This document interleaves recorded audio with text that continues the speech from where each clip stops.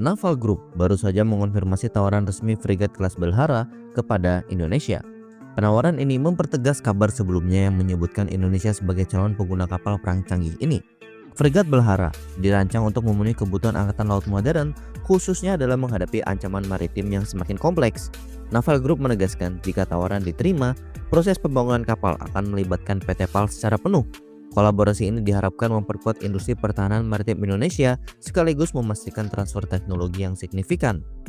Frigat Belhara merupakan kapal perang generasi baru yang dikembangkan Naval Group. Kapal ini memiliki bobot sekitar 4.000 ton dan dilengkapi berbagai sistem tempur canggih, termasuk radar Seafire AESA, sistem tempur setis, dan kemampuan perang elektronik muktahir. Kapal ini dirancang untuk misi anti udara, anti kapal selam, dan anti kapal permukaan, menjadikannya platform yang fleksibel dan juga serbaguna. Dengan jangkauan operasional yang luas dan teknologi stealth, Belhara mampu beroperasi di berbagai kondisi perairan dimanapun di dunia. Naval Group juga menawarkan program transfer teknologi sebagai bagian dari paket kerjasama ini.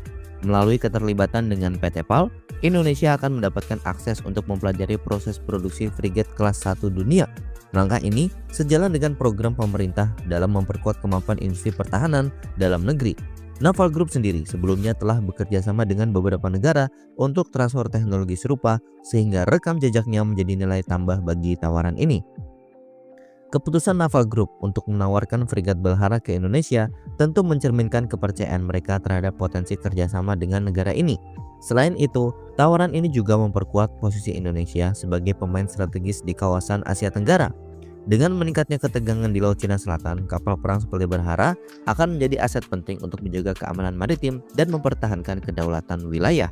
Namun, tawaran ini juga menghadapi tantangan. Proses pengadaan frigat Belhara memerlukan dana yang signifikan sehingga pemerintah harus memastikan alokasi anggaran yang memadai. Selain itu, TNI Angkatan Laut perlu juga mempertimbangkan opsi lain yang masih tersedia, seperti kembali membangkitkan proyek akuisisi frigat class frame atau penambahan tipe 31. Persaingan di pasar kapal perang global cukup ketat dan setiap opsi memiliki kelebihan serta kekurangan masing-masing.